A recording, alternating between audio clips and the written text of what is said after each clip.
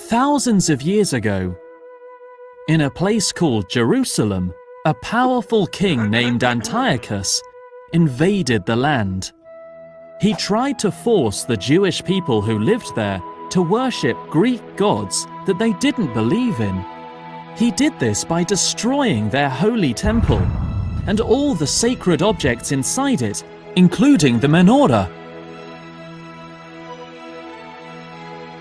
However, a small group of people called the Maccabees fought against the king and his large army, and they won. The Maccabees returned to their destroyed temple and tried to restore their sacred menorah. They noticed that it had hardly any oil left to burn the candles, only enough for one day. They lit it anyway, and instead of lasting only one day, it burned for 8 whole days, which they saw as a miracle. Do you know what this old tale is about? It's the story that began the holiday of Hanukkah. Hanukkah is a holy celebration for Jewish people who follow the religion of Judaism. It commemorates Jewish people's struggle for their religious freedom. Hanukkah is also known as the Festival of Lights.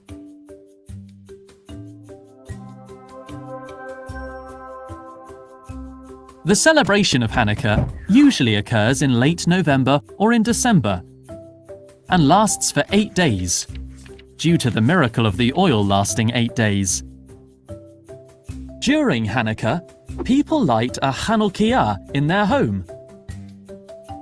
It's similar to the sacred menorah in the temple, except that it has more candles and is only used during Hanukkah. As you can see, the HACHAANAKAH has 8 main arms and a 9th which is taller than the rest. This 9th arm is called the shamash, and it's used to light the other 8 candles, one for each day of Hanukkah. Hanukkah is a time shared between family and friends, and a time for lots of food. Since the miracle of the oil is central to the celebration of Hanukkah, Jewish people celebrate this time with foods that are cooked in oil, such as potato cakes called latkes and jelly donuts.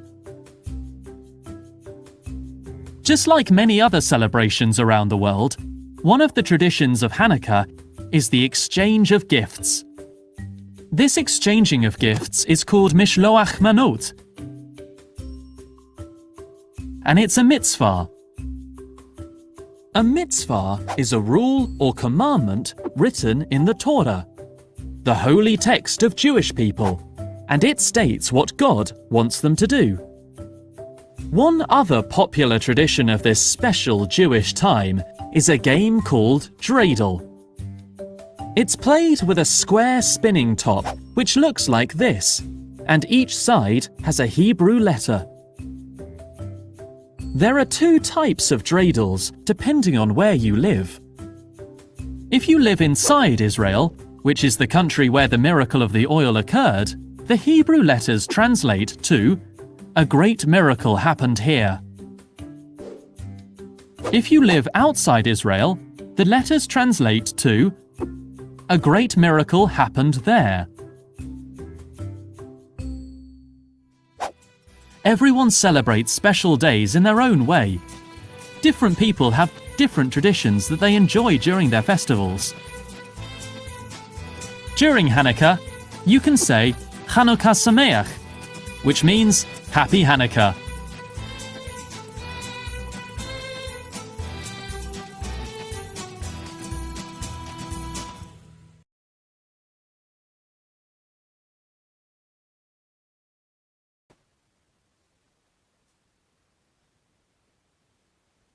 One, 2, 3, 4, 5, 6, 7, No 8 and no 9, because that is the actual traditional menorah.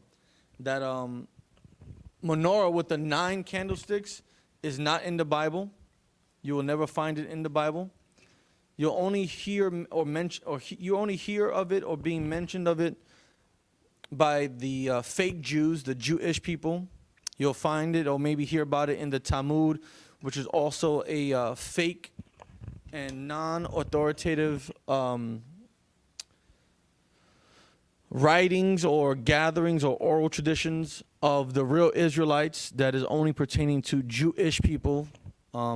If you don't know, by watching the ISUPK under commanding General Yohana, you'll be learning how these Jewish folklores and fairy tales came into existence, you know, spawning from Herod converting into Judaism and the entire Khazarian Empire adopting the religion and converting to Judaism, and upon its downfall, spreading it throughout Eastern Europe, which is where a lot of Jewish people can trace their ancestries from.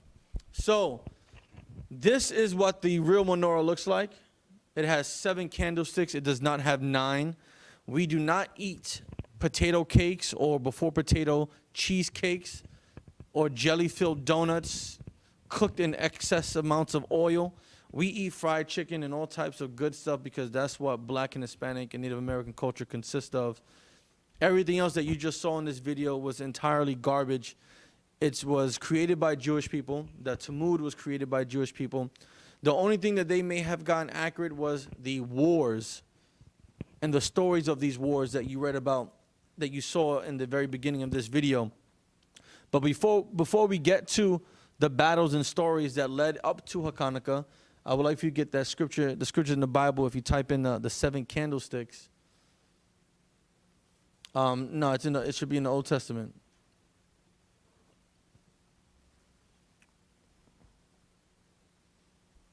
You might have to put in KJV at the end of that. No, go back.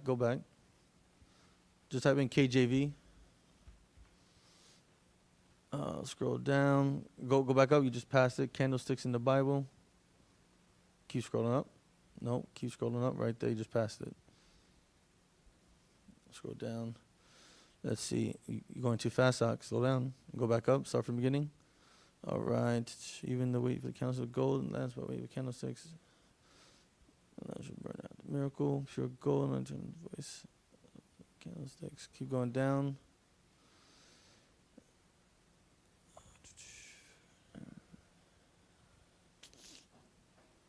You gonna say something? I believe it's described as 6 candlesticks with the main drinks. Yes. And the candlesticks.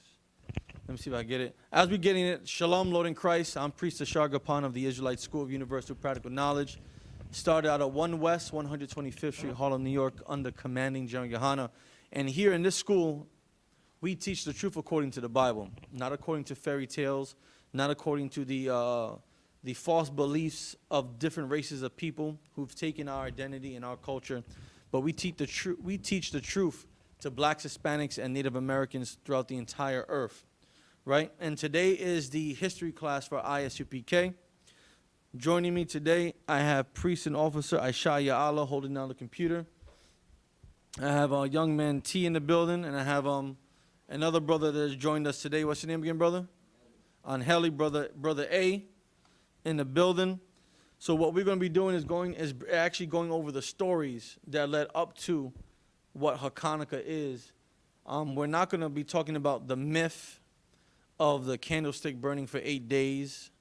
We're not going to be talking about how the oil was only supposed to last 1 day and it was a miracle. We're not going to be talking about how Jewish people were in a cave somewhere and they only had oil for 1 day, to all that garbage that we learned about in school and in this empire. We're going to learn about facts according to the Bible, right? You found it? Read Bible, Kishra. Exodus chapter 25 and verse 30. So this is Exodus chapter 25, starting at verse 32. We're going to describe to you what the real menorah looks like according to the Bible. Read. Verse 31, and thou shalt make a candlestick of pure gold. Of beaten work shall the candlestick be made. His shaft and his branches His bowls, his knops, and his flowers shall be of the same. And 6 branches shall come out of the sides of it. 6 branches shall come out of the sides of it. So we have 1, 2, 3, 3 on this side. 1, 2, 3, 3 on this side. So that's 6 altogether. Keep going. 3 branches of the candlestick out of the one side, and 3 branches of the candlestick out of the other side. 3 branches coming out on the left side. 3 branches coming out onto the right side. Keep going. 3 bowls made like unto almonds, with a knop and a flower in one branch, and 3 bowls made like almonds in the other branch, with a knop and a flower. So now it's going more descriptive into how the menorah, the candlestick, actually looks. Scroll down a bit.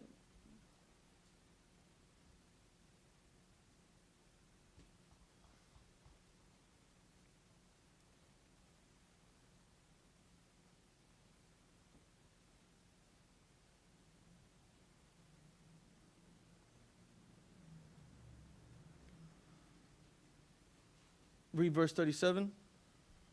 And thou shalt make the 7 lamps thereof, and they shall light 7 the what? lamps. The 7 lamps thereof. So here's 1 lamp, 2 lamps, 3 lamps, 4 lamps, 5 lamps, 6 lamps, 7 lamps. 1 in the middle, 3 coming out on this side, 3 coming out on the other side. So 6 plus 1 is 7. 7 lamps. Keep going. And they shall light the lamps thereof. What? And they shall light the lamps thereof. So you all saw me starting to light these lamps, that each one having 1 candle in each lamp, totaling 7. 3 on one side, 3 on the other. Keep going. That they may give light over against it. Let me give what? Light. And so we lit them. And this is what the real menorah looks like. You will not find any mention of any other menorahs in the Bible. No 9 menorahs, no 4 on the one side, 4 on the other side, and 1 in the middle. That is false doctrine. That is Jewish fairy tales, Jewish fables, Jewish folklores. There is no record collection in the Bible or in the Apocrypha, which was books that were taken out of the Bible, that mention 9 candlesticks, that mention oil lasting for 8 days when it was only supposed to last for 1 day. If you actually do more research, you'll find out that it wasn't until centuries later, through the Talmud oral tradition, that it was talked about being that the oil lasted for 8 days. That is not true according to the Bible. Again, that is from the Talmud, and the Talmud is something that Jewish people, converts to a religion that was called Judaism, created amongst themselves. Those latte cakes, whatever you want to call them, those are not an Israelite custom. Those are a Jewish custom. If you do the research of them, I actually was looking it up earlier today. Those lactic cakes, the Latkes, actually come from Eastern Europe, primarily where the Slavics used to live, which is where also the Khazarians Empire was. So now that all that garbage is in the trash, let's actually go into the history of the battles and stories that led up to HACHAANAKAH. Can you please go to 1 Maccabees chapter 1? We're going to start at 1 Maccabees chapter 1. Now, be patient. It's a lot of information that we're about to go over. It's a lot of histories, dates, events, peoples, places, and battles that we are about to read that led up to the Feast of Dedication, the rededicating of the temple when we were able to take it back during the time of the Maccabees. Now, if you can bring that on the screen, share that, Baba Kasha. You can just put it like a little screen, perfect. Okay. Please read. 1 Maccabees chapter 1 and verse 1. And it happened after that Alexander, son of Philip, the Macedonian, who came out of the land of Shatum, had smitten Darius, king of the Persians and Medes, that he reigned in his stead, the first over Greece. Now, if you don't know about Greek history, Macedonians are not the real Greeks. The Macedonians were a people living in the mountains that the real Greeks took in because of their prowess in military combat. And Philip, Alexander's father, was a great military advisor and general and warrior, and his son took after him. Now, Alexander the Great, who the world calls the Great, is saying that he was actually a Macedonian and not a Greek. He killed Darius during the wars with Persia and the Medes, and he reigned all over this vast empire, the first Greek to ever do so. Keep going. Verse 2, and made many wars. And made what? Many wars. He made many wars. He went to battle with Egypt. He went to battle with Syria. He went to battle with Israel. He went to battle with the Persians, the Medes, the people, the Babylonians, the Syrians. He went to war with everyone to make his empire as great as it can be. Keep going. And won many strongholds, and slew the kings of the earth. And he took over and ruled over many kingdoms after conquering and winning these battles. Keep going. And went through to the ends of the earth, and took spoils of many nations, insomuch that the earth was quiet before him, whereupon he was exalted, and his heart was lifted up. He defeated everyone that stood in his path. He conquered every land that was within his eyesight. He took over every kingdom that stood in his way until there was nothing left for him to conquer. Keep going. And he gathered a mighty strong host, and ruled over countries and nations and kings, who became tributaries unto him. And because of his conquests being successful, he ruled over many nations and many peoples, and they were all to give him tribute or payment yearly. Keep going. And after these things he fell sick. He what? He fell sick. Because he was a homosexual. Straight up and down. The Macedonians took on the customs of the Greeks. They were homosexuals. If you read about a lot of the history of Alexander the Great, you will see great evidence of him being a homosexual, right? You'll see a lot of evidence of him engaging in all types of sexual deviancies. Keep going. And perceived that he should die. And he knew that he was going to pass away. Wherefore he called his servants, such as were honorable, and had been brought up with him from his youth, and parted his kingdom among them, while he was yet alive. We're going to hold that right there, right? But I want you on a different tab to look up the 4 generals underneath Alexander the Great, right? So he was going to die, and on his deathbed, he gathered the 4 men that he knew since his youth, that were by his side as he was conquering the known world at this time. Can you read them, please? Ptolemy, Cassander. The first one was Ptolemy. Cassander. Seleucus. And Antigonus. When Alexander died, his kingdom was split into 4, and each one of these generals, right, took one section of the empire and ruled it as their own, right? So if you see this map, we can see, you can share this real quick. On this map, we can see where each person ruled. So in the what we call it, like in Persia, right? Seleucus took over. In Israel, going up to Syria, what is that? Turkey, I believe. Turkey. It was Antiochus. You had Lysimachus, I think that's his name. Cassander taking over where the Greeks were, over near to where Rome is, and you got Ptolemy who took over northeastern Africa, Egypt, leading into Israel. Okay, you can get rid of that and go back to the scriptures. So upon his deathbed, these 4 generals took over one part of the empire as their own. Keep going. So Alexander reigned 12 years and then died. So after all this conquest, he only ruled for 12 years. And then due to, his actions off the battlefield, he died. Keep going.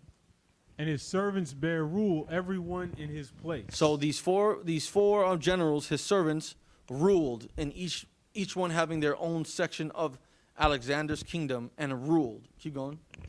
And after his death, they all put crowns upon themselves. They did what? They all put crowns upon themselves. And each one became a king over that section of the empire. Keep going. So did their sons after them. And as a king would normally do, they would pass the empire, the kingdom, down to their seeds, their sons and their sons' sons. Keep going. Many years, and evils were multiplied in the earth. And you know what happened after many years? Read that again. And evils were multiplied in the earth. And during their rule, evils multiplied within the earth. Sin was going rampant. The destruction that they were contributing to the earth exceeded. Because of them ruling, now instead of just having one ruler and having one command, you have 4 rulers ruling that known world and giving all types of contrary laws, making people do things they don't want to do, making people convert or die. Keep going. And there came out of them a wicked root. A what? A wicked root. And out of one of these empires came out a very wicked root. Now, this wicked root we're going to read about because it goes into the wars and stories and battles that led into the Feast of Dedication, which is HACHAANAKAH. Antiochus, surnamed Epiphanes. Who? Antiochus, surnamed Epiphanes. Keep going. Son of Antiochus the king, who had been an hostage at Rome, and he reigned in the 137th year of the kingdom of the Greeks. So we see that he's starting to come into power. Keep going. In those days went there out of Israel wicked men. Wicked who? Wicked men. So in Israel, wicked men, people who began to sin, commit great atrocities. Keep going. Who persuaded many. Who did what? Who persuaded many. That's your Christian pastor today. Out of America came many wicked men. That is your religious leaders. That is the religious leaders of blacks, Hispanics, and Native Americans today who became wicked men, persuading many. Those are the politicians that you vote for, who are so embedded into American society and American way of life that they have become wicked, turned their backs against the Lord, and are now persuading their people to vote this way or vote that way. Keep going. Saying, let us go and make a covenant with the heathen. And do what? And make a covenant with the heathen. Go to Deuteronomy chapter 7, verse I think 8, either verse 7, chapter 7, verse 7 or verse 8.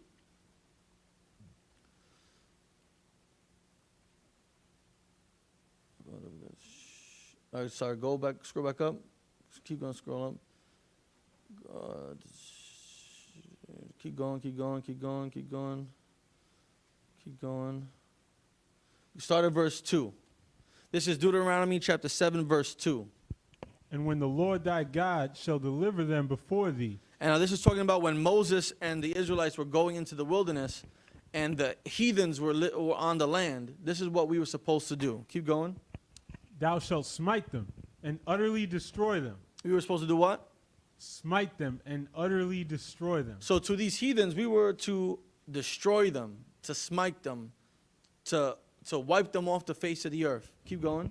Thou shalt make no covenant with them. What? Thou shalt make no covenant with them. We were told very specifically to make no covenant with the heathen. Go back to the other verse. Don't close this out. Go back to the other verse. What does it say that they did? Saying, who persuaded many, saying, let us go and make a covenant with the heathen. So here, they want us to go make a covenant with the heathen. But during the time of Moses, what does it say? Thou shalt make no covenant with them. We were never supposed to make a covenant with any other race of people, ever.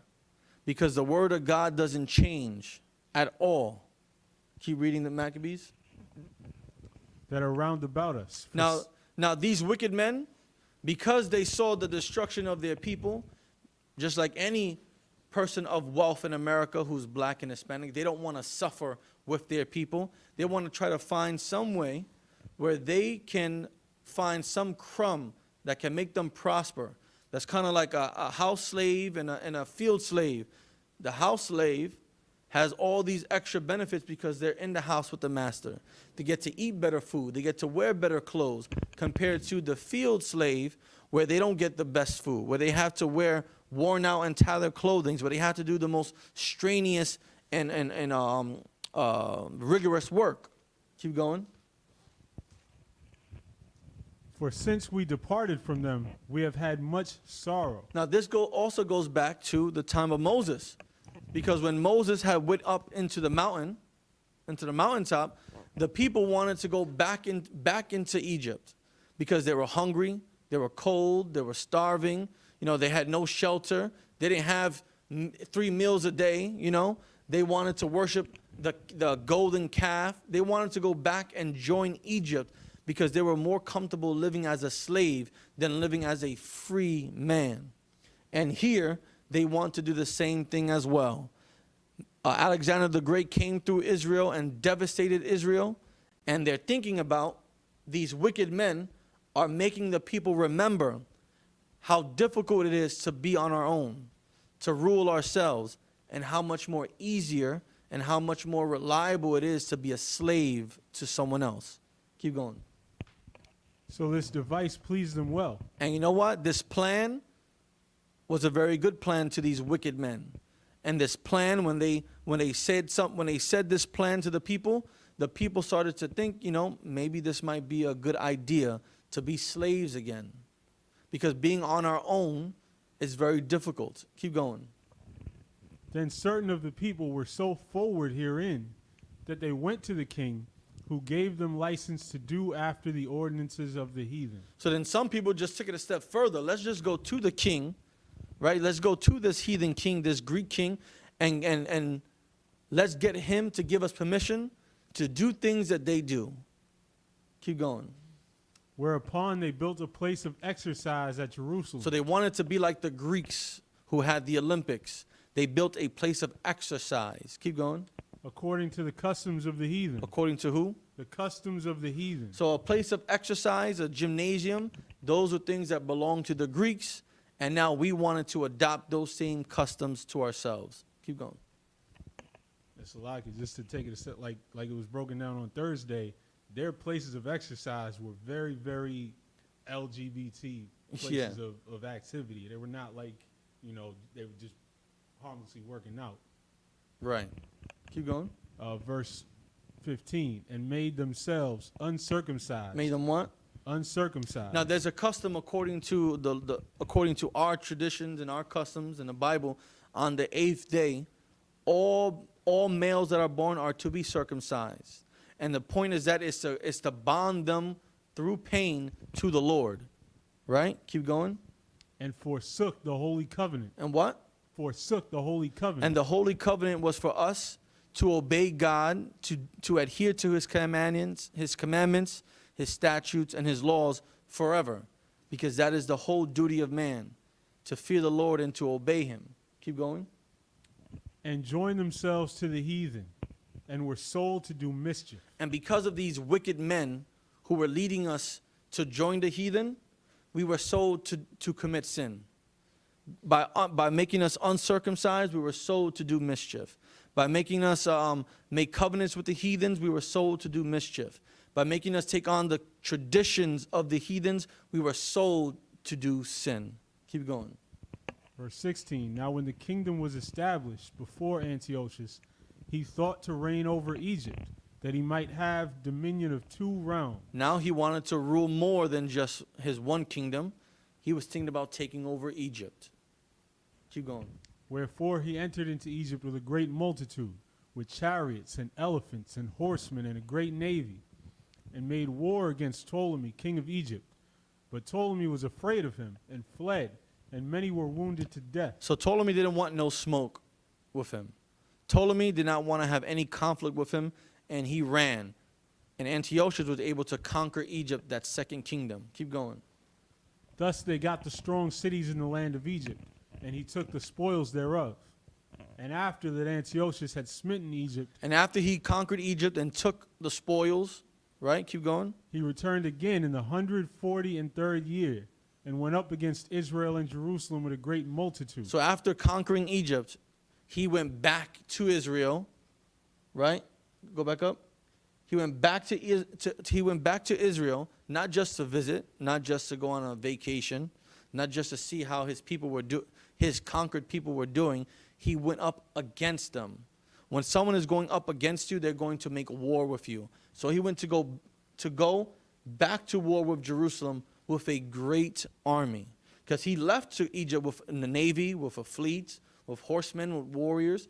Now he's taking his same army to Israel to go to war. Keep going.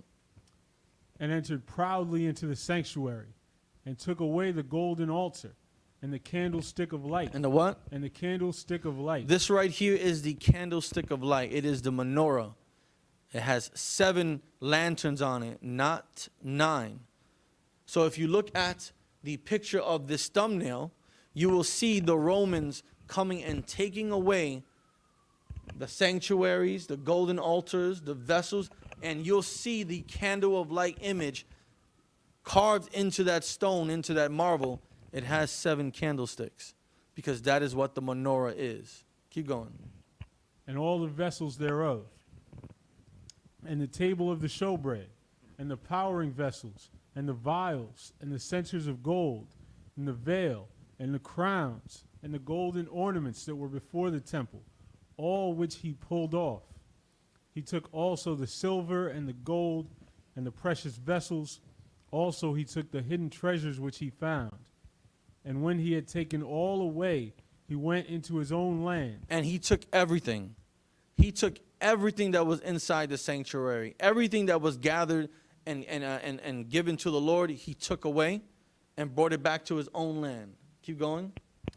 Having made a great massacre. A what? A great massacre. Now, he didn't just steal everything.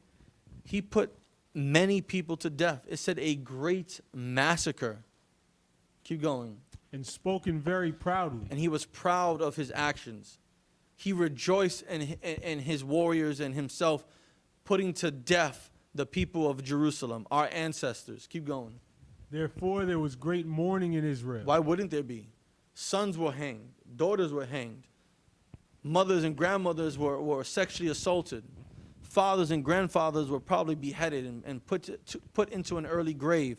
It was great mourning, and it was a great mourning, sorrow, suffering throughout the land of Israel. Keep going. In every place where they were, so that the princes and elders mourned. The virgins and young men were made feeble, and the beauty of women was changed. Every bridegroom took up lamentation, and she that sat in the marriage chamber was in heaviness. Everyone was in despair at this point. Even if it was your wedding day, go back up. Even if it was your wedding day, your newlywed wife was in the marriage chamber crying. The groom was taking lamentations and crying to the Lord, asking, why is this happening to us? Everyone was devastated. Keep going. The land also was moved for the inhabitants thereof, and all the house of Jacob was covered with confusion. No one knew what to do because of such great devastation that just took place because of what just happened with the Greek army. Keep going. And after 2 years fully expired, and you would think 2 years have gone by. Keep going. the king sent his chief collector of tribute unto the cities of Judah, who came unto Jerusalem with a great multitude. And after 2 years, the king sent a tax collector with a great army back into Jerusalem. Keep going. And spake peaceable words unto them. And did what? Spake peaceable words unto Hold them. that and give me the scripture smooth as butter, Baba Kishra.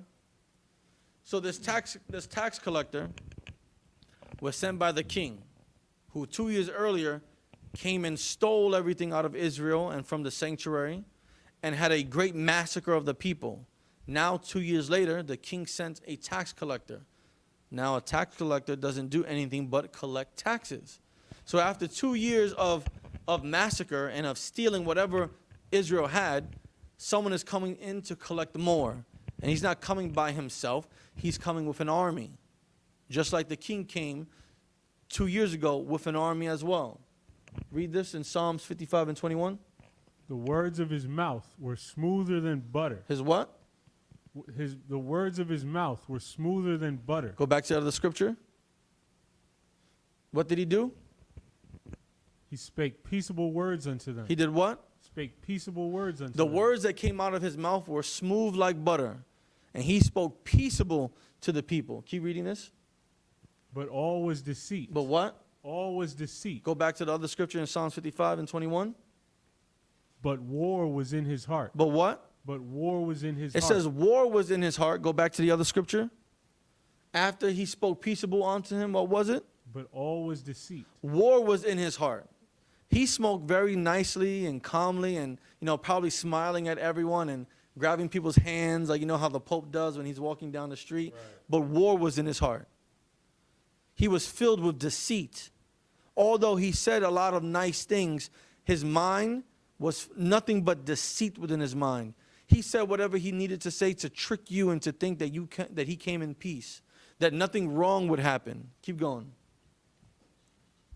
For when they had given him credence, For what? when they had given him credence, From when they bent their knee to him, when they have given him his respect. Keep going. he fell suddenly upon the city. He did what? Fell suddenly upon the city. Now, he didn't just, trip on a pavement that is higher than the rest of the pavement or tripped over a twig on the street. He fell suddenly on them. His army was sent to come and destroy Israel again, to go to war against the people after he presented himself in a peaceful manner.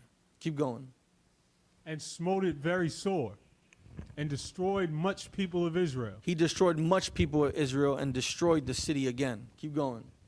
And when he had taken the spoils of the city, So he really didn't come to collect taxes. He came to take and destroy. Because if you're coming to collect taxes, that means there's an agreed upon price that must be paid. And once that is paid, it is taken back to the king. He didn't collect taxes. He came to steal and cause more devastation. Keep going. he set it on fire, and pulled down the houses and walls thereof on every side. But the women and children took they captive and possessed the cattle. So it wasn't enough for him to burn down our homes and our buildings. He took our wives, he took our women, he took our children as slaves back with him. Keep going. Then builded they the city of David with a great and strong wall, and with mighty towers, and made it a stronghold for them. And he built up a fortress. Keep going. And they put therein a sinful nation, And now we have a nation of wicked people, of heathens staying in this fortress, ruling over us. Keep going. wicked men, and fortified themselves therein. They stored it also with armor and victuals. And when they had gathered together the spoils of Jerusalem, they laid them up there, and so they became a sore snare. And there was a trap for anyone who dared to think they can enter and try to take what they've stolen. It was going to be a snare for you. It was going to cost you your life if you think you were going to come up against this fortress that these heathens built. Keep going. For it was a place to lie in wait against the sanctuary. For what? A place to lie in wait against the sanctuary. So when we decided to rebuild our sanctuary and rededicate it and make it beautiful again for us to worship, they were going to come and wait for us to do that just to tear it back down again. Keep going. And an evil adversary to Israel. And that's exactly what they were. Enemies, adversaries of the most wicked kind to us. Keep going. Thus they shed innocent blood on every side of the sanctuary, and what? defiled it. And did what? And defiled it. They unalived us everywhere. In the sanctuary, outside the sanctuary, in our homes, on the streets. They defiled our land. They defiled and polluted our holy place. Keep going.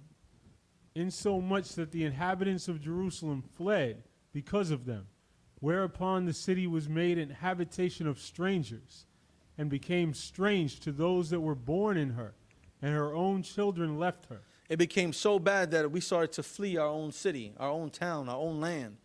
It became so bad that it was, think of it as an abandoned town. Ever seen old Western movies? And you see that little, what do you call it, the dust balls going around, and it's empty. That's what our own city, our own town became, because we fled from it. And strangers and heathens started to take over our land. Keep going. Her sanctuary was laid waste like a wilderness. Her feasts were turned into mourning, her Sabbaths into reproach, her honor into contempt. We lost our glory because of these events. The stories and these battles and these wars that we are hearing is the catalyst to what led up to the Feast of Dedication, which is HACHAANAKAH. Keep going. As had been her glory, so was her dishonor increased. So our glory was increased. We were ruling ourselves. We were able to take care of ourselves. And now because of us wanting to listen to wicked men like these Christian pastors and these Muslim imams and these politicians, because we listen to them to join our oppressor, now instead of being great and glorifying the Lord, our honor has become great with sadness. Our honor has become great with destruction. Keep going. Moreover, King Antiochus wrote to his whole kingdom that all should be one people. Now, to make matters worse, this so-called King Antiochus wrote to everyone in his kingdom and wanting us all to be one, like America. Keep going. And everyone should leave his laws. So all the heathen agreed, according to the commandment of the king. What should everyone do? Leave his laws. So they destroyed our sanctuary. They stole all our holy items, our showbread, our altars. They defiled them. They stole our candlestick. They unalived us everywhere. They took our women and children captives. There was great mourning for years upon years. And now, after all this destruction and the despair we face, the king thinks that we should be able to leave our laws. That is what he's expecting. For us to abandon our God, for us to abandon our covenant with God, for us to abandon our traditions and our custom and the culture that we have known since our great forefathers like Abraham and Isaac. Right? Keep going. Yea, many also of the Israelites consented to his religion. What did we do? Consented to his religion. Many of us decided to, you know what, yes. You know why? Because they could not see any hope. They gave up on God. They stopped believing that they had a power that was alive. They stopped believing that God split the sea. They stopped believing that God gave them manna from heaven. They stopped believing that Moses cracked the rock and water came out of it. They stopped believing that the walls of Jericho fell down after the seventh time running about it and blowing the trumpet. They stopped believing that when Moses had his hands up holding the staff with Aaron and I think Eleazar, Aaron and Eleazar beside him, that we would win battles. They stopped believing in all that. All that went out the window because of how much they were suffering. Just like here in America. 400 years of slavery, 500 years of colonization. We've given up our beliefs on God. We accepted the fact that we have European names like Jose and Vega. We've accepted the fact that we had European names like Hightower and Johnson and Washington. We've accepted this. And now in 2023, we think being born in Mexico and being named Jose Vargas is a Mexican name, when Jose Vargas is a Spaniard name. We've accepted that being called Marquise Frederick, right, is an American name. It's a black name when it's actually an English name, a Scottish name, an Irish name. We've accepted these things, just like the Israelites consented to religion of King Antiochus. Keep going. And sacrificed unto idols. And did what? Sacrificed unto idols. Now that was a law.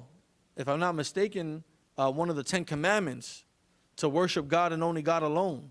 To not to sacrifice and worship idols and false images and graven images.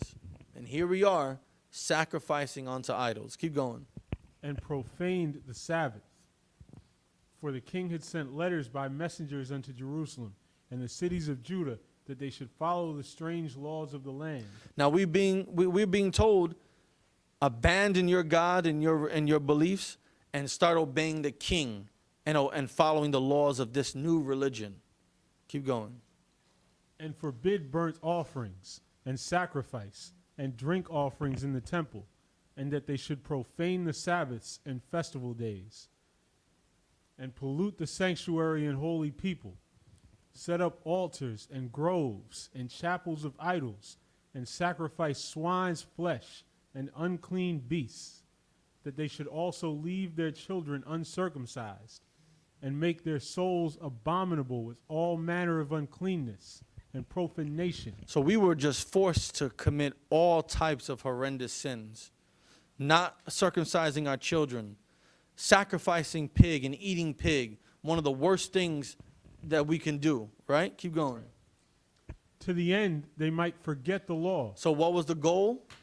They might forget the law. The goal was to get us Israelites to forget the laws of God, to forget the customs of God, to forget the culture that we have grown. Keep going. And change all the ordinances And whosoever would not do according to the commandment of the king, And if you did not obey, if you did not convert, if you did not abandon your God and your beliefs and do what the king said, what was the punishment? he said he should die. He should what? Die. If you refuse to eat swine, you would what? Die. If you circumcise your son on the 8th day, what would happen? He should die. If you wanted to keep the Sabbath holy, you would do, what would happen to you? Die. This is what would happen to you if you wanted to keep the traditions of our forefathers. Keep going. In the selfsame manner wrote he to his whole kingdom, and appointed overseers over all the people, commanding the cities of Judah to sacrifice. Everyone must sacrifice. City by city. Then many of the people were gathered unto them, to wit, every one that forsook the law, and so they committed evils in the land. Now, many people decided to abandon their God, our God, and commit these evils. Practice this new religion of the king. Keep going. And drove the Israelites into secret places. And what? Drove the Israelites into secret places. So now we tumble. The water captain's a car. It's called tumbleweed. Another one I was trying to make reference before. The water captain's a car. So now the people who wanted to keep the law had to go run and hide into secret places in order to keep their laws of God, to keep their customs, to keep the Sabbath holy, to circumcise their sons secretly. We had to go into secret places. We had to run in fear of us being put to our demise. Keep going. Even wheresoever they could flee even wheresoever they could flee for succor. Now the 15th day of the month Caslu, in the 145th year, they set up the abomination of desolation upon the altar. Does anyone know in this specific verse what the abomination of desolation upon the altar is? Brother A, you want to give it a shot? What the abomination of desolation is that was put on the altar. I said it earlier. Yes.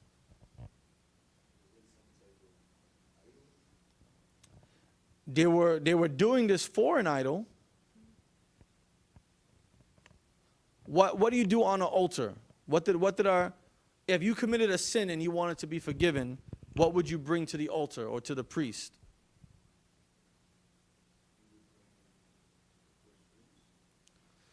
Which is an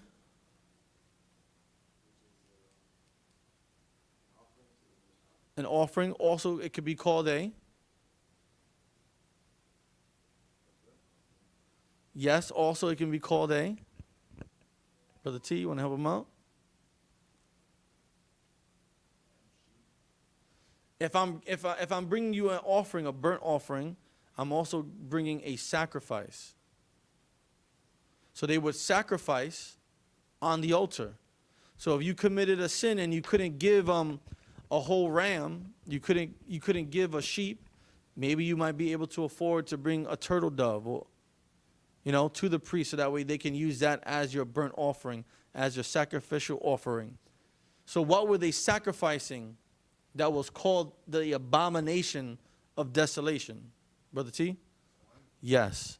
In this particular verse, this abomination of desolation is swine, pig, that was being sacrificed on our altar, which is profane to us, which is absolutely disgusting and disrespectful to our Lord, sacrificing an unclean beast on our holy altar. Now, to give you more understanding of what the abomination of desolation is, the abomination of desolation is anything that gets you to sacrifice to something that is other than the Lord. Christmas is coming around the corner. That Christmas tree that's going up in many people's homes, that's an abomination of desolation. The presents that are going underneath that Christmas tree, that's an offering. That's a sacrifice to that Christmas tree, which is the abomination of desolation. Anything that you worship, that you sacrifice to, that is the abomination of desolation.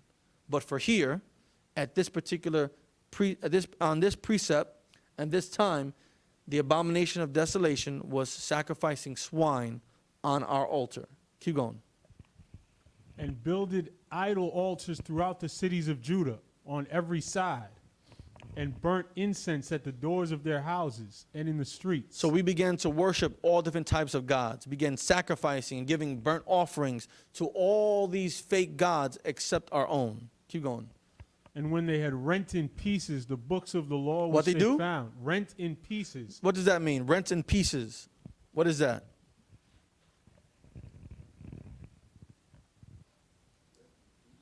Yes. Yes. Any book that contained the law, any of our ancient manuscripts, our Torah, our Tanakh, they would find them, tear them up in pieces, and did what? They burnt them with fire. And then burnt them all in fire. Because you can take the pieces and rewrite it down on another sheet of paper or another piece of papaya, you know what I'm saying? But if you burn it, you have nothing to look back to. Papyrus. Yes, I said papaya. I was kind of hungry. Shout out papaya. I remember growing up, I think it was beef hot dogs. If I'm not mistaken. Fire drinks. Fire. Yeah, the papaya drinks, fire. Shout out Nathan's too. But anyway, back on topic. They would burn everything, right? Keep going. And wheresoever was found with any, the book of the testament. And if you were found with the book of the testament, the Tanakh, the Torah, what would happen? Or if any consented to the law. And if you obeyed the laws of your God, of the God of Abraham, Isaac, and Jacob, The king's commandment was that they should put him to death. the king said you should be put to death if you were found with any type of artifact that contained the laws of our God, or you were still keeping the laws of our God. Keep going. Thus did they by their authority unto the Israelites every month. They did this every single month to us Israelites. You had to sacrifice or you'd be put to death. You had to convert or be put to death. You have to follow the laws of this new religion or be put to death. Keep going. Yeah. Salakio, this is so heavy because it's so hard for people sometimes to understand when they hear Gentiles in the New Testament that they can be Israelites. But if you imagine generations going through this, a couple hundred years later, they're not even remembering that they're Israelites. What is an Israelite after 300 years of slavery? What is an Israelite after you have been after you are a descendant of slaves in Tennessee? What is the tribe of Judah when you've been brainwashed to accept that you are a slave growing up in Mississippi? What is an Israelite? You don't know. What's an Israelite when you've been wiped out because Columbus gave you blankets filled with smallpox? Right. Huh? What is that? Now you practice Santeria, and you're worshiping Mother Atabe because you've been wiped out so much that you believe in this created religion of Negro slaves and mixed in with Catholicism and mixed in with worshiping Mother Earth and Father, Son, and the moon and the stars. You're a Gentile. That's what a Gentile is. A Gentile is not a race of people. A Gentiles can be Israelites, but predominantly are heathens or people that act like heathens. Keep going. Thus did they by their authority unto the Israelites every month to as many as were found in the cities.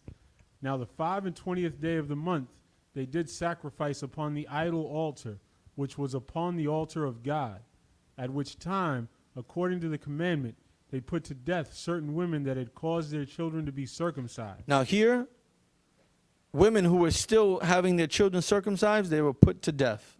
Keep going.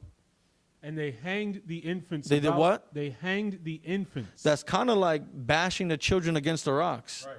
That's kind of like what Andrew Jackson, who's on the $20 bill, did to pregnant Indian women, Right. cutting their stomachs open and feeding the babies to dogs. That's kind of like taking black babies and feeding them to alligators. Right. That's what this is. Hanging the infants, unaliving these infants, these poor little babies, our ancestors, our brothers and our sisters. That's exactly what they did. Keep going. And rifled their houses, and slew them that had circumcised them.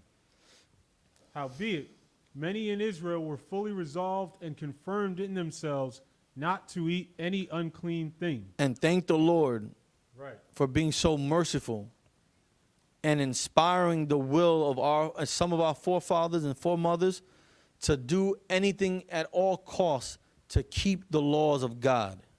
Because without them, we would not be here today. Without men like this, women like this, without brothers and that woman who all were put to death for not wanting to eat swine flesh on that king's birthday, who were all cut into pieces and cooked in a cauldron, because of people like that, the Lord would not have mercy on us because of how disgusting and sinful we were. But thank God for brothers and sisters like this that would rather die than disobey the Lord. And that is how we all have to be, especially in 2023. As we come closer and closer to World War III. This is the end. We think that this is the end of the world for us. But somehow through the grace and mercy of the Lord, we're here right now. And we're still facing the same issues. 300 years ago, they were unaliving our children. Fast forward 300 years ago, many of us think we're Christians as a race of people. Many of us think that being a Muslim is a race of people. Many of us are brothers that grew up from the same father and mother, but one's a Republican, one's a Democrat. One voted for Trump and one voted for Biden. And we're at each other's throats because we are Gentiles. We accepted the religion, the ideology, the doctrines, the way of life of our slave masters. And it's just repeating itself right here. Keep going. Wherefore they chose rather to die. Chose what? Rather to die. And that is a very, very great thing to have, to hold dear to your heart, that you would rather die than abandon your Lord, than abandon our laws that God told us to keep. Keep going. It's very honorable. That they might not be defiled with meats, and that they might not profane the holy covenant. So then they died. And they were put to death. Keep going. And there was very great wrath upon Israel. And we suffered greatly because just because a few of us kept the laws doesn't mean that we aren't getting punished for what the multitude is doing. The rest of our people are still being Christians. The rest of our people are still eating pork, crab, shrimp, lobster, octopus, squid, shellfish, oysters, iguanas, hamsters, raccoons, rabbits. Our people are still eating these things. Our people are still Christians. Our people are still Muslims. Our people are still Catholics. Our people are still dabbing in witchcraft. Our people are still thinking they can join the Illuminati. Our people are still thinking that being a pop star and showing your breasts and shaking your behind is the only way to be successful, or that shooting a basketball through a hoop or kicking a football through two posts. We're so indoctrinated in this way of life. This is why we're suffering. Great wrath is still upon Israel. Keep going. Chapter 2 and verse 1. In those days arose Mattathias, the son of John, the son of Simeon, a priest of the sons of Jarib, from Jerusalem, and dwelt in Modan. Now here in chapter 2 of 1 Maccabees, we're going to start reading about men that we should be thankful for, that kept the zeal of the Lord, that wanted to obey the will of the Lord. Keep going. And he had 5 sons, Johanan called Caddis, Simon called Thassi, Judas who was called Maccabeus, Eleazar called Araran, and Jonathan whose surname was Aphas. Now these are the names of his sons. And when he saw the blasphemies that were committed in Judah and Jerusalem, he said, Woe is me! Wherefore was I born to see this misery of my people and of the holy city, and to dwell there, when it was delivered into the hand of the enemy, and the sanctuary into the hand of strangers. Now he's lamenting, he's crying. He's in disbelief that he's seeing all these sins that his people are partaking. He's crying to the Lord, like, how could this have happened, that we are now eating swine, that we no longer worship you and follow your laws? How did all these atrocities happen in the sight of the Lord? Where did we go wrong? Keep going. Her temple is become as a man without glory.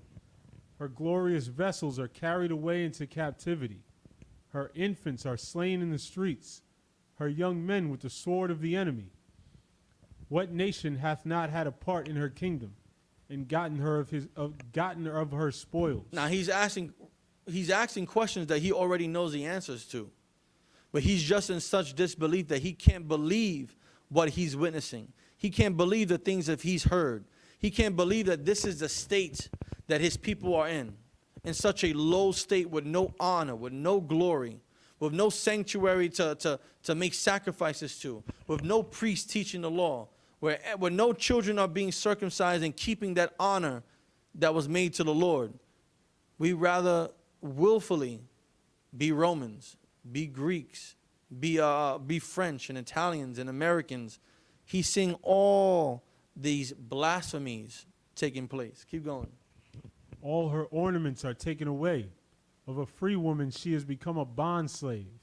And behold, our sanctuary, even our beauty and our glory is laid waste, and the Gentiles have profaned it. To what end, therefore, shall we live any longer? And he said, there's no point in living. Everything is destroyed. How can we continue to go on? We might as well commit suicide because of the sights of all these horrendous atrocities, because of the sight of our people committing sin willfully. Keep going. Then Mattathias and his sons rent their clothes and put on sackcloth and mourned very sore. And so they began to mourn, trying to ask God for forgiveness, feeling sorrow. Keep going.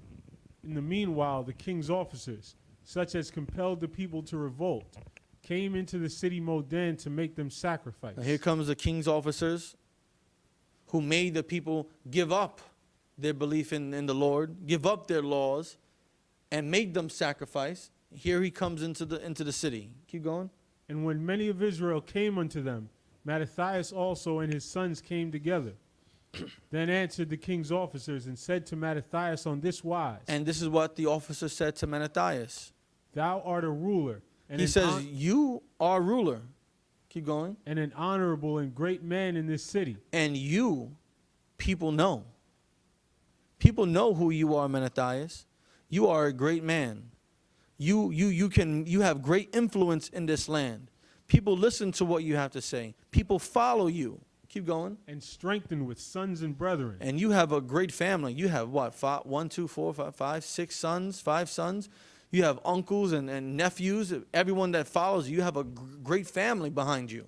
Keep going. Now therefore come thou first and fulfill the king's commandment. So let me tell you, because of how influential you are to your people, you should be the first one to come over here and obey the king's commandments. Keep going. Like as all the heathen have done. Be like the rest of the heathen. Do what the king tells you to do. Keep going. Yea, and the men of Judah also, and such as remain at Jerusalem. And it's not just the heathen, but many of the people, many of your fellow brothers, your fellow Israelites, do the same thing. They obey and they listen to the king. Now we want you to get the rest of the people to obey the king. Keep going. Yea, and the men of Judah also, and such as remain at Jerusalem. So shalt thou and thine house be in the number of the king's friends. And you know what? And by you doing this, you will be a man that is reputable in the eyes of the king. You and your family and your sons will be in the king's court. You will be honored by the king. You will be as the king's friend. Keep going. And thou and thy children shall be honored with silver and gold and many rewards. And I tell you what, we're going to give you an NBA contract signed for $50 million. You keep hitting home runs like Alex Rodriguez, and you're going to have a $215 million contract for 5 years. All you got to do is hit a golf ball like Tiger Woods, and you're going to get endorsements from Nikes, Adidas, Gatorade, Powerade, Prime. Listen, all you got to do is keep fighting in this ring, and Dana White is going to make sure you get at least $50 million every fight. You're going to be rich. You're going to be loaded, and all you got to do is obey the king. Keep going. Then Mattathias answered and spake with a loud voice. And this is the response of a man who loves the Lord. What you're about to read is what you are about to read and listen to is a response from a man who has zeal to do whatever the Lord has commanded him to do. Keep going. Though all the nations that are under the king's dominion obey him, Even though everyone that the king rules over obeys him and fall away every one from the religion of their fathers, and have given up all their beliefs and all their religions and all their customs that have been passed down from their forefathers, and give consent to his commandments, and willingly accept to do what the king has commanded, yet will I but myself and my sons and my sons and my brethren and the rest of my people, walk in the covenant of our fathers. we ain't going to do the damn thing the king wants us to do. We're going to obey our God, the God of Abraham, Isaac, and Jacob. We're going to follow his statutes, obey his laws, and adhere to his commandments. That's what we're going to do. Keep going. God forbid that we should forsake the law and the ordinances. May God strike us down right here, right now, with a lightning bolt or with a flame of fire from the earth if we ever think to disobey him and give up our laws. Keep going. We will not hearken to the king's words. We're not going to be doing that anytime soon. To go from our religion, either on the right hand or the left. We're not even going to bend a little bit. I'm not even going to eat just a tiny bit of pork and then keep the rest of the laws of my God. I'm not even going to light an incense to the God of Jupiter and then keep the rest of the laws of God. We're not going to do none of that. We're going to keep the law in its entirety. Keep going. Now when he had left speaking these words, there came one of the Jews in the sight of all. Now here comes Tyler Perry. Here comes Will Smith. Here comes the one, oh man, I hate this guy the most. Here comes Steve Harvey with his big clown teeth. You know what I'm saying? Like, here comes Eddie Long. Here comes, substitute any black, Hispanic, or Native American sellout that you can think of. Insert his face into this image right here. Keep going. To sacrifice on the altar, which was at Modan according to the king's commandment. So although the most influential man of all of Israel, Mattathias, said no, he won't do it, there was some disgusting slimeball Jew that was standing on the corner and said, well, he don't do it, I'm going to do it. If he ain't going to sell the drugs, I'll sell it. If he ain't going to go shoot that person, I'll do it. You're going to give me these riches? Will I get this gold? Will I be the king's friend? I'll do it. I'll do it for less than that. This sellout. Keep going. Which thing when Mattathias saw, he was inflamed with zeal. He was what? Inflamed with zeal. Imagine seeing this crooked bastard after you just stood firm for the Lord, and here you go, some guy that you used to go shopping at the supermarket with, saying he's going to give up the laws of God in your face. He's going to go and sacrifice this pork, this pig, on the altar that you hold dear to your heart. This is what he's going to do. Keep going. Yeah, I'm sorry. Yeah. And Salaki, it's so heavy because we all know Jakes with that type of personality that would do something like that and it would vigorously defend it. Like, oh, you know, I got to do what I got to do. Yeah. We all know people with that. You can picture it. Yeah, I got kids. I got to take care of them. That's why I'm selling these rocks. Yeah, I got kids too, but you don't see me selling drugs. Well, I got kids and I'm single and I'm a single mother, so that's why I'm prostituting myself. Well, you know, I'm a single mother too, and I'm not prostituting myself. These are sellouts. People who have no honor, have no self-respect, don't see any glory in obeying the God of their forefathers. Again, these people have given up on their customs. They've forgotten about what Moses did, what Joshua did. They forgot what all these people in their history book did for them for right now. Keep going. He was inflamed with zeal, and his reins trembled. And he couldn't control himself anymore. Neither could he forbear to show his anger according to judgment. Wherefore he ran and slew him upon the altar. Listen, he said, you know what? God, may the Lord forgive me, but right now I'm not going to allow this Jew to disrespect the Lord in front of me. And he put him to his death on that altar. That altar where he was going to cut that pig open and have it bleed all over the altar. He killed his own brother on that altar for disrespecting the Lord in front of him, for dishonoring the Lord in front of him, for engaging in the abominable desolation on the altar. He put him to death. Keep going. Also the king's commissioner who compelled men to sacrifice, he killed at that time, and the altar he pulled down. And he put that officer to death as well. The one that was trying to get him to commit sin, he put him to death and tore down the altar. That way no one can commit any type of blasphemies on the altar of the Lord. Keep going. Thus dealt he zealously for the law of God, like as Phinehas did unto Zambri, the son of Salom. Now, if you go back, I think it's in the book of Numbers, if I'm not mistaken. I think in the book of Numbers, where Aaron's grandson, Phinehas, put a javelin through an Israelite man who was sleeping with a heathen woman after Moses was putting men to death for sleeping with heathen women. All right? That's just a reference going back to the Old Testament. Keep going.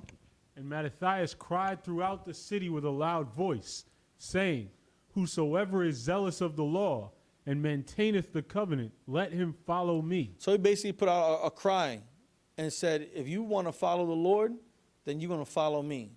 Keep going. Like Arnold Schwarzenegger, come with me if you want to live. Come with me if you want to serve the Lord. That's exactly what he was doing. Keep going. So he and his sons fled into the mountains and left all that ever they had in the city. And they abandoned everything that they hold dear to go into the wilderness because that's how much they wanted to serve the Lord. Keep going. Then many that sought after justice and judgment. And those who had the same mindset, that wanted justice for the crimes that happened to their people, that wanted the judgments of the Lord, keep going, went down into the wilderness to dwell there. also went into the wilderness. Keep going. Both they and their children, and their wives, and their cattle, because afflictions increased sore upon them. Because they wanted to escape the punishments and the wrath of the Greek king who was inflicting all this pain onto Israel. Keep going. Now when it was told the king's servants and the host that was at Jerusalem in the city of David that certain men who had broken the king's commandment were gone down into the secret places in the wilderness. And when the king found out about what had happened, keep going. They pursued after them. They did what? They pursued after them. They chased them down and hunted them down.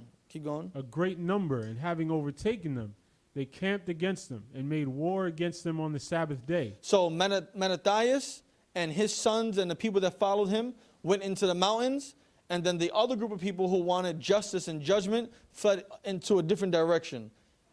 The king and his army did not go after Mattathias and his sons first. They went after the other people, the other Israelites that fled into the wilderness. And this is him and his army chasing those people, those Israelites. Keep going.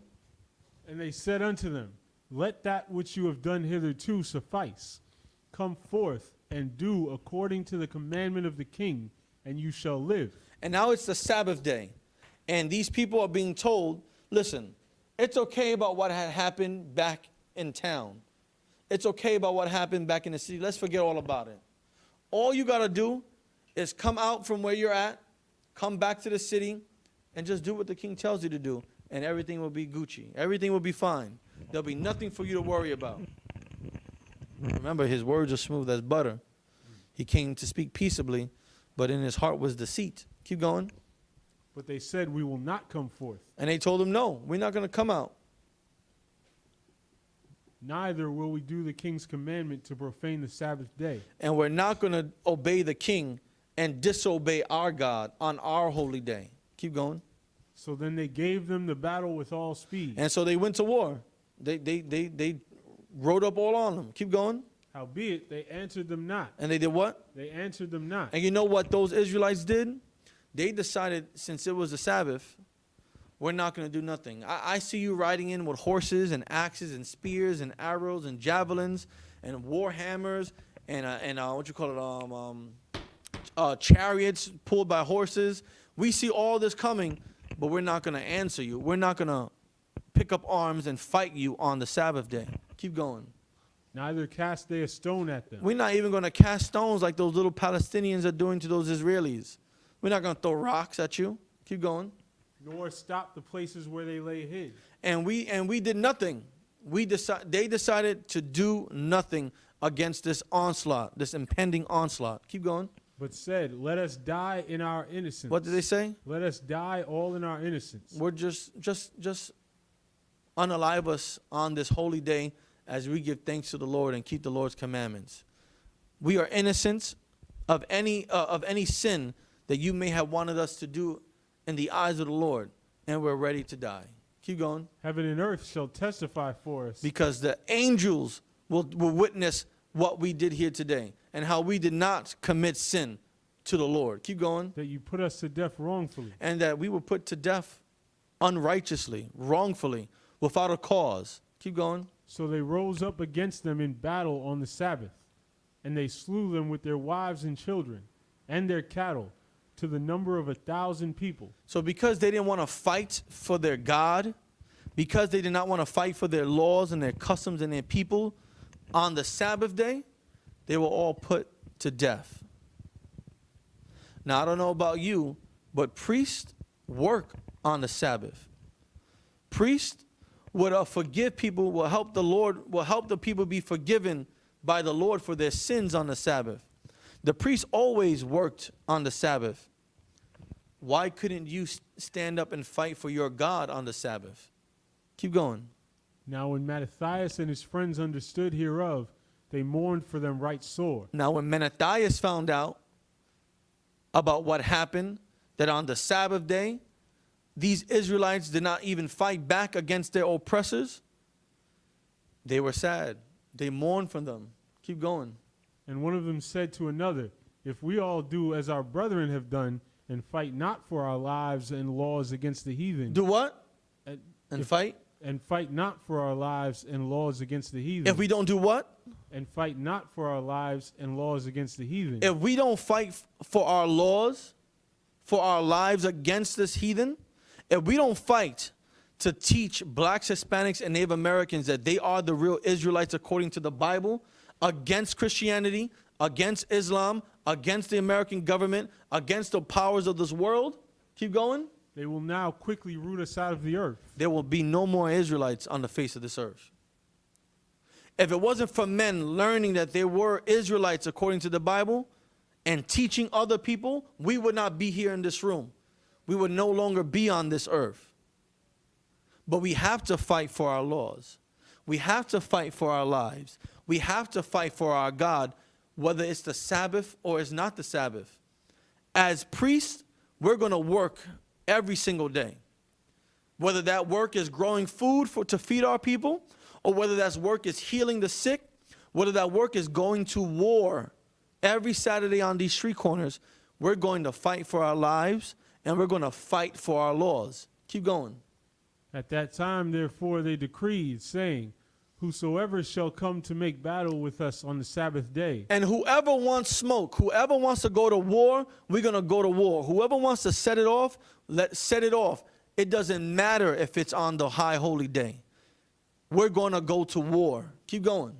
We will fight against him. We'll do what? Fight against him. We'll fight against anyone, even if it is the Sabbath.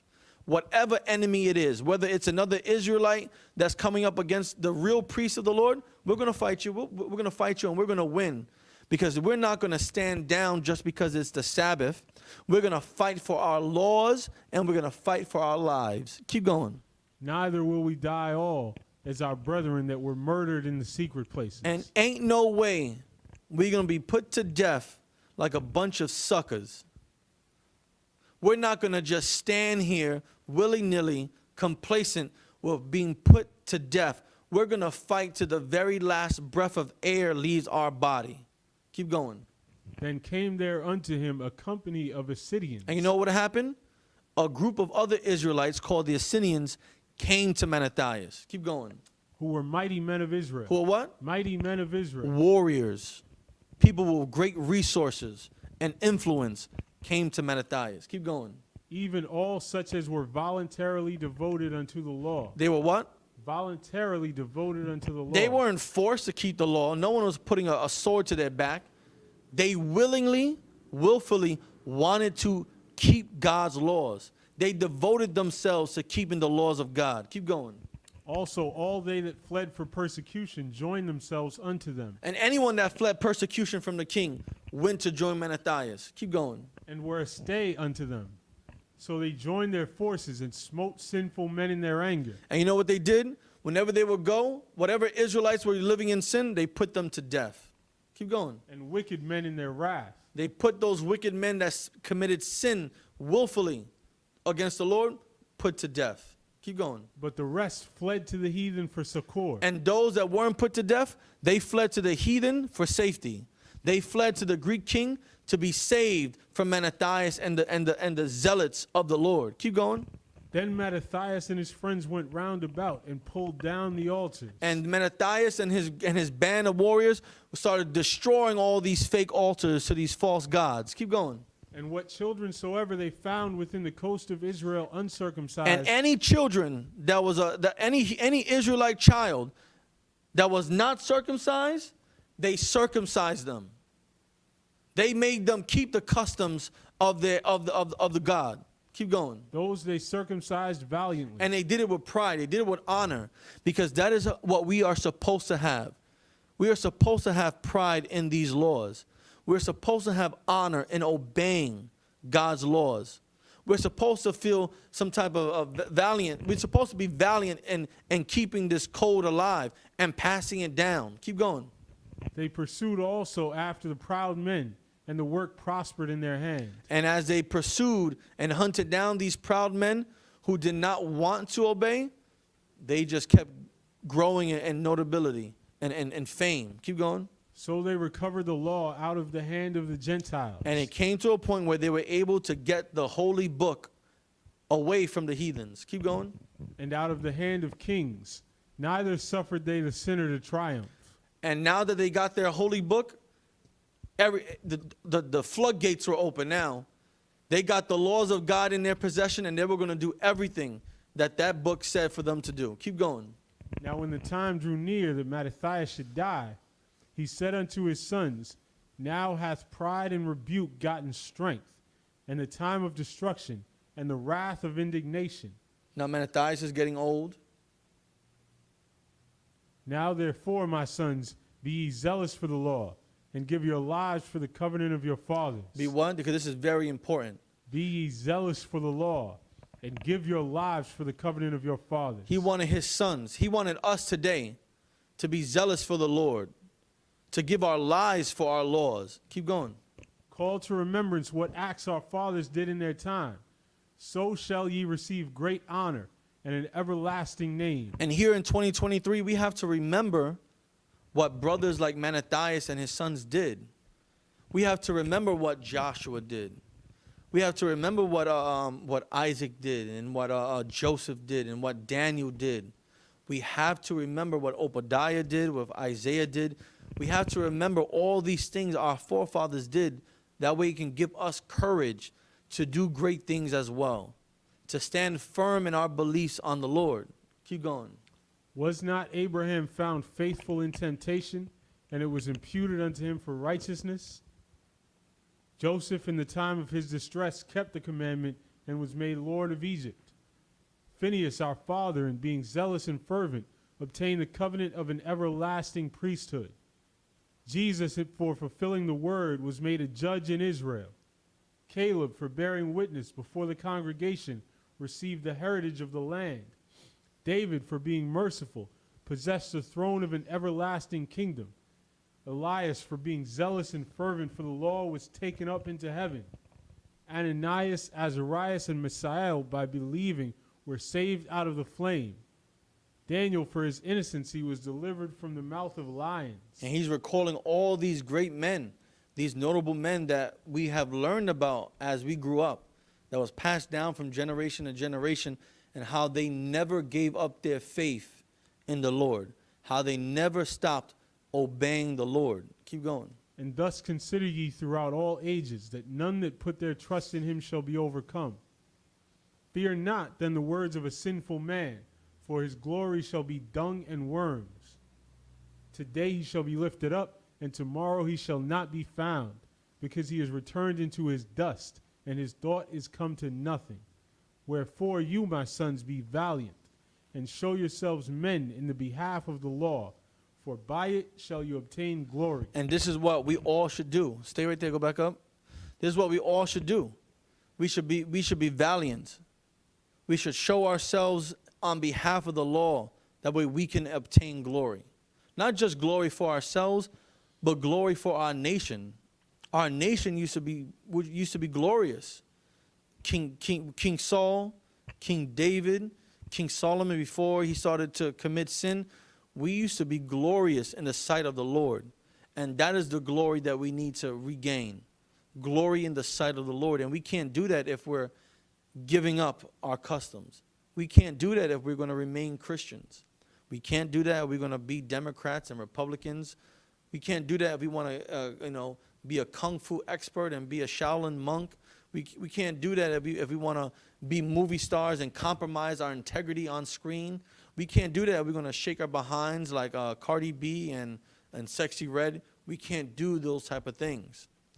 Fast forward, go to chapter 4. Now, damn, I don't want to go. Go to chapter 3. Go to chapter 3. So much to go over. Such little time. Go ahead, restart from there. Verse 1. Then his son Judas, called Maccabeus, rose up in his stead. So Mattathias has passed away, right? Now Judas has become the captain, the leader of the army now. Keep going. And all his brethren helped him. And so did all they that held with his father. And they fought with cheerfulness the battle of Israel. So he got his people great honor, and put on a breastplate as a giant, and girt his warlike harness about him, and he made him battles, protecting the host with his sword. No, because of all the battles that they've been winning, because they've been obeying the Lord, they're becoming more and more powerful. Keep going. In his acts he was like a lion, and like a lion's whelp roaring for his prey. For he pursued the wicked and sought them out, and burnt up those that vexed his people. Wherefore the wicked shrunk for fear of him, and all the workers of iniquity were troubled, because salvation prospered in his hand. What? Because salvation prospered in his hand. And the reason why salvation was prospering was because he was getting his people to obey God's laws again.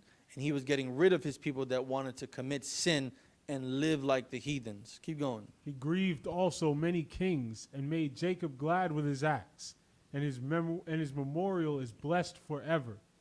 Moreover, he went through the cities of Judah, destroying the ungodly out of them, and turning away wrath from Israel. And wrath was now beginning to be turned away from Israel.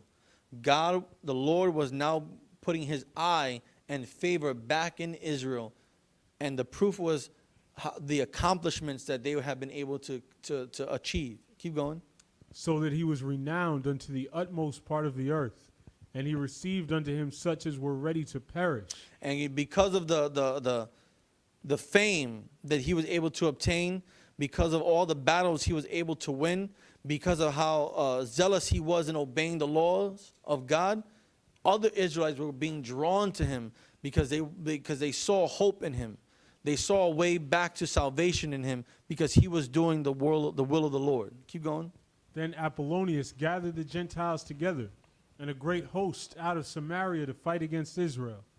Which thing when Judas perceived, he went forth to meet him. And so he smote him and slew him. Many also fell down slain, but the rest fled. Wherefore Judas took their spoils, and Apollonius' sword also, and therewith he fought all his life long. Any army that came up against them, we would defeat them. Keep going. Now when Saron, a prince of the army of Syria, heard say that Judas had gathered unto him a multitude and company of the faithful to go out with him to war, he said, I will get me a name and honor in the kingdom, for I will go fight with Judas and them that are with him, who despise the king's commandment. So this heathen thought he would get a name for himself and do something that people couldn't do, which was defeat Judas and the rest of the Israelite warriors. Keep going. So he made him ready to go up, and there went with him a mighty host of the ungodly to help him, and to be avenged of the children of Israel.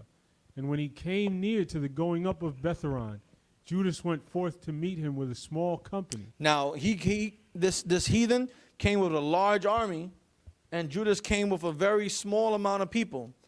Listen to the conversation that takes place. Who, when they saw the host coming to meet them, said unto Judas. By the way, this is Officer Shalayala's, one of his favorite scriptures. Shout out Officer Shalayala, retaining his rank of 5,000. Damn right. Give that brother a hand. I always remember this scripture because of Officer Shalayala. Keep going.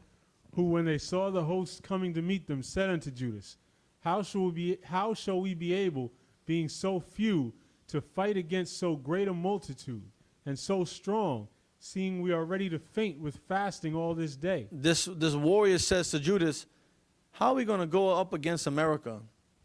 How are we going to go up against the law enforcement of America? How are we going to combat all these religions that our people are stuck in? There's so many of them. America has the Air Force, the Navy, the Marines, the Army, Space Force, the Coast Guard, the Army Reserves. You got Christianity, you got Baptist, you got Protestant, you got Episcopalian, you got this one, and you got Jehovah's Witness, and later Saints of Adventists, and later Saints of John the Apostle. You got all these different things. There's so many of them. It's just a few of us. It's just the Israelite school of universal practical knowledge against all these people. And we've been fasting all day. We're hungry, we're tired, we're weak. We haven't slept that much. We've been marching all day. How are we expected to win against all of America? Keep going. And so strong, seeing we are ready to faint with fasting all this day, unto whom Judas answered. And then this is the reply that Judas, the mighty warrior, gave. It is no hard matter for many to be shut up in the hands of a few. It's nothing. It's not a big deal. It's not such a big feat for many people to be defeated by a small amount of people. By a big army to be made to flee in the sight of a small army. That's not a big deal. Keep going. And with the God of heaven, it is all one. And you know what? With our Lord, all that is possible. You think we can't beat this huge army? There's only 500 of us, and there's 1,000 of them. There's 50,000 horsemen and 20,000 bowmen and 16,000 men with spears and 27,000 men with swords and shields. And there's only 1,000 of us with sticks and clubs, and some have rusty swords. It's just us, right? It's all possible with God. Keep going. It is all one to deliver with a great multitude or a small company. It doesn't matter.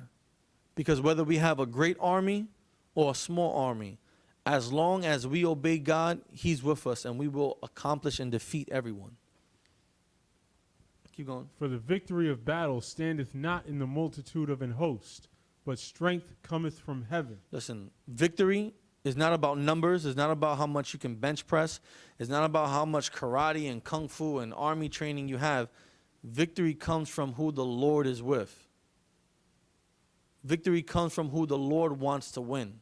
And in order for you to be on the side of the victor, you have to stand with and for the Lord. Keep going. They come against us in much pride and iniquity to destroy us and our wives and children and to spoil us. They're coming to wipe us off the face of the earth. They're coming to make us sin. They're coming to make us give up on our God. Keep going. But we fight for our lives. Or what? But we fight for our lives. We're fighting for each other. We're fighting for our women. We're fighting for our children. We're fighting for the elderly, the sick. We're fighting for all of our people. Keep going. And our laws. And our what? And our laws. God gave us what? And our laws. We're supposed to obey what? And our laws. We have to keep our what? Our laws. These heathens are trying to make us give up our what? And our laws. They want us to commit sin and break our what? Our laws. We have to keep our laws. That's what we got to do. Keep going. Wherefore the Lord himself will overthrow them before our face. And as for you, be ye not afraid of them. Listen, don't be afraid, because the Lord will destroy them for us. Keep going. Now as soon as he had left off speaking, he leapt suddenly upon them.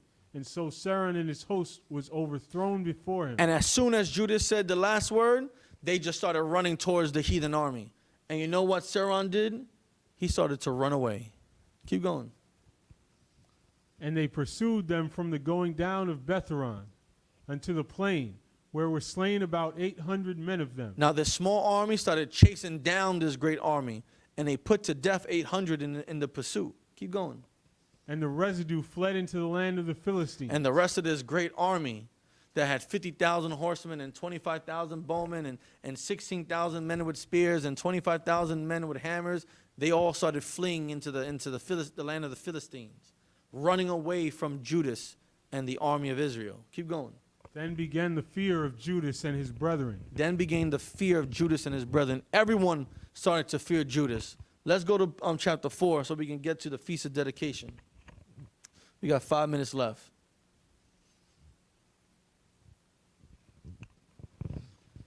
Right, so I want you to start. Wait, going too fast.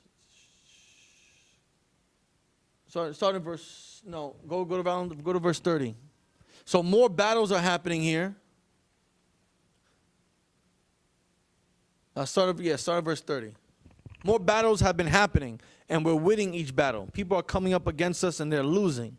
Keep going. And when he saw that mighty army, he prayed and said, Blessed art thou, O Savior of Israel, who didst quell the violence of the mighty man by the hand of thy servant David, and gavest the host of strangers into the hands of Jonathan the son of Saul and his armor bearer. So another even exceedingly greater army is now coming to go up against Judas and his men. Keep going. Shut up this army in the hand of thy people Israel. And what are they asking God to do? Shut up this army in the hand of thy people Israel. To destroy this army. Keep going. And let them be confounded in their power and horsemen. Make them to be of no courage, and cause the boldness of their strength to fall away, and let them quake at their destruction. Cast them down with the sword of them that love thee, and let all those that know thy name praise thee with thanksgiving. So they joined battle, and there were slain of the host of Lysias about 5,000 men. Even before them were they slain. Now, they asked for all this to happen, and that's exactly what God did. He allowed for 5,000 of Lysias men to be put to death. Keep going. Now when Lysias saw his army put to flight, and the manliness of Judas' soldiers. The what? The manliness of Judas' soldiers. Because we were straight gangsters back then. We were warriors. Keep going. And how they were ready, either to live or die valiantly. We were ready to what? To live or die valiantly. Are you ready to live and die valiantly? You got to make that decision.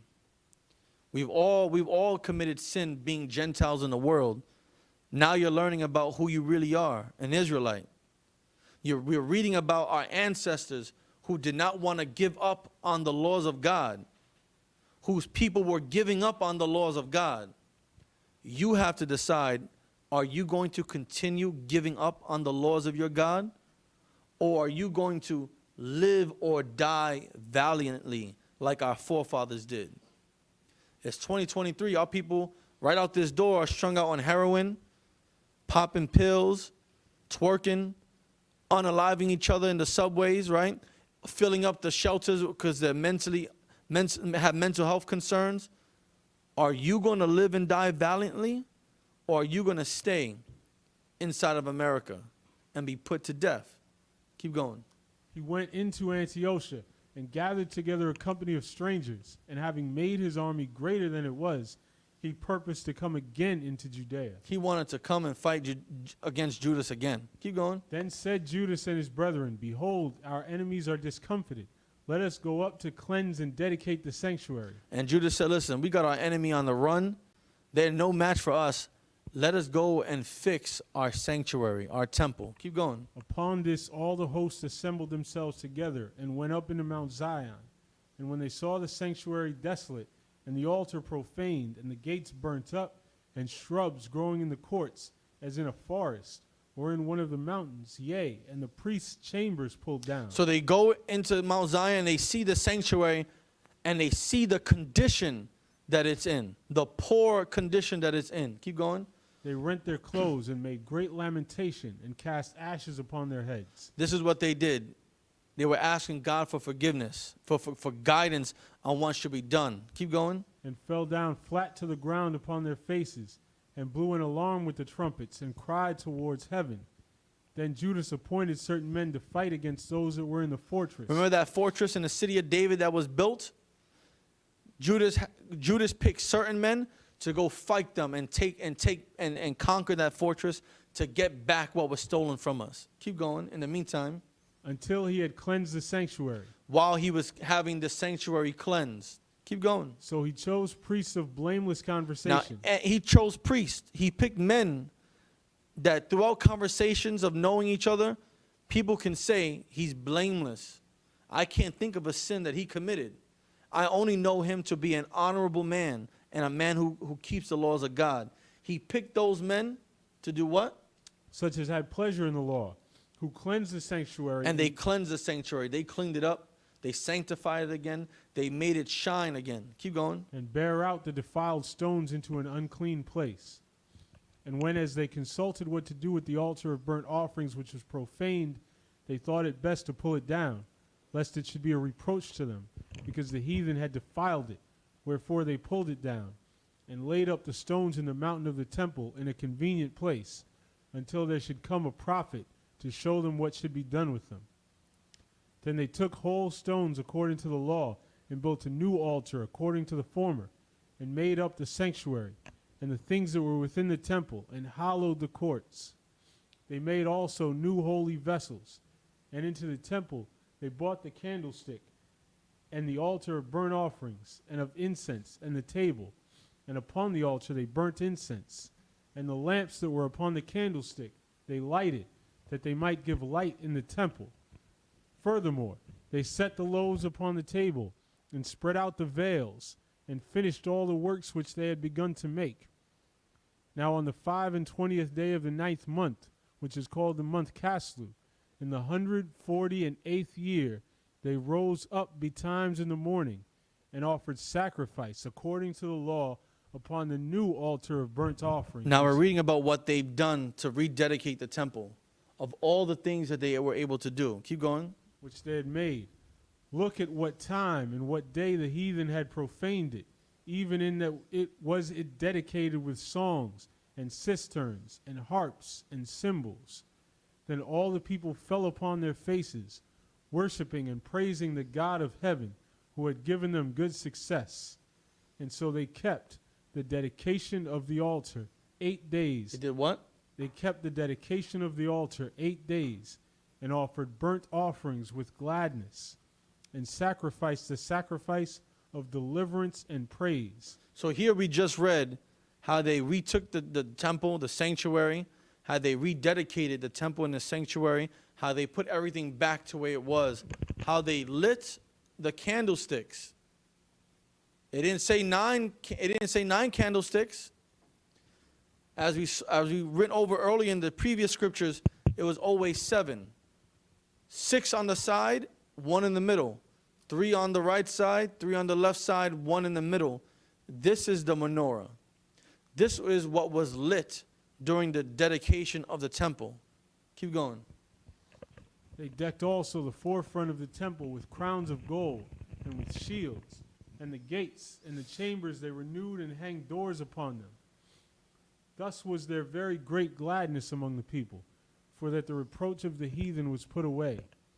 Moreover, Judas and his brethren with the whole congregation of Israel ordained that the days of the dedication of the altar should be kept in their season from year to year by the space of 8 days. And every year we keep HACHAANAKAH, the feast of dedication, where for 8 days we light the menorah, which has 7 candles and not 8 and not 9, and we feast and we party and we remember the men of old who allowed us to have days like this because of their zeal to obey the Lord. Keep going. From the 25th day of the month Caslu, with mirth and gladness. And there we are. That is the history. That is the stories. That is the battles that led up to HACHAANAKAH. I'm Priest Ashagapan of the Israelite School of Universal Practical Knowledge. Started out at 1 West, 125th Street, Harlem, New York, under Commanding General Yohana. And if you are black, Hispanic, or Native American, you should be celebrating the Feast of Dedication with us and remembering with us our forefathers who stood firm in their belief and their conviction in the Lord. Shalom, Israel.